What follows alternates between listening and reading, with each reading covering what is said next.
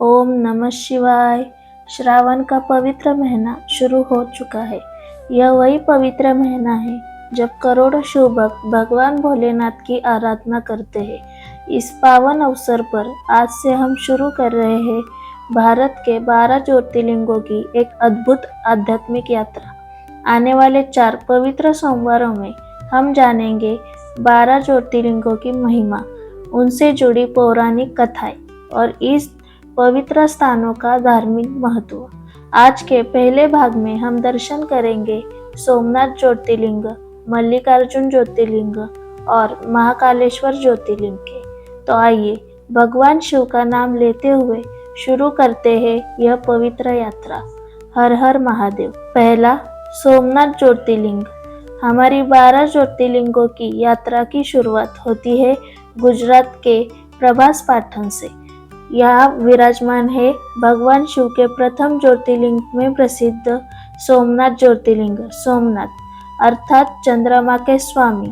पौराणिक मान्यता के अनुसार चंद्रदेव ने दक्ष प्रजापति की पुत्रियों से विवाह किया था, लेकिन चंद्रदेव का विशेष स्नेह रोहिणी के प्रति था। इससे नाराज होकर दक्ष प्रजापति ने चंद्रदेव को क्षीण होने का शाप दिया। अपना तेज और सामर्थ्य खोते हुए चंद्रदेव ने भगवान शिव की कठोर तपस्या की। भगवान शिव उनकी भक्ति से प्रसन्न हुए और उन्हें शाप से मुक्ति प्रदान की। इसी कारण इस पवित्र स्थान पर भगवान शिव सोमनाथ के रूप में पूजे जाते हैं, ऐसी धार्मिक मान्यता है। अरब सागर के किनारे स्थित सोमनाथ मंदिर का वातावरण अपने आप में अद्भुत है। समुद्र की लहरें, मंदिर की घंटियों की आवाज और चारों ओर गूंजता हर हर महादेव भक्तों को एक अलग ही आध्यात्मिक अनुभव देता है। सोमनाथ हमें सिखाता है कि परिस्थितियां कितनी भी कठिन क्यों न हो, श्रद्धा और विश्वास हमेशा मनुष्य को शक्ति देते हैं। दूसरा, मल्लिकार्जुन ज्योतिर्लिंग। अब हमारी यात्रा पहुंचती है आंध्र प्रदेश के श्रीशैलम में, जहां भगवान शिव मल्लिकार्जुन ज्योतिर्लिंग के रूप में विराजमान है। मल्लिकार्जुन ज्योतिर्लिंग से भगवान शिव, माता पार्वती और उनके पुत्र से जुड़ी एक सुंदर पौराणिक कथा जुड़ी हुई है। कथा के अनुसार भगवान गणेश और भगवान कार्तिकेय के विवाह के संदर्भ में एक प्रसंग हुआ। भगवान कार्तिकेय नाराज होकर क्रोंच पर्वत की ओर चले गए। अपने पुत्र से मिलने के लिए भगवान शिव और माता पार्वती भी वहां पहुंचे और इसी पवित्र पर्वत पर भगवान शिव मल्लिकार्जुन रूप में विराजमान हुए, ऐसी धार्मिक मान्यता है। मल्लिका माता पार्वती और अर्जुन भगवान शिव का नाम माना जाता है, इसीलिए यह ज्योतिर्लिंग कहलाता है मल्लिकार्जुन। श्रीशैलम का पवित्र वातावरण भी अत्यंत सुंदर है। पर्वत, हरियाली, नदी और भगवान शिव की भक्ति यहाँ आने वाले भक्तों को एक अद्भुत आध्यात्मिक अनुभव प्रदान करते हैं। तीसरा, महाकालेश्वर ज्योतिर्लिंग।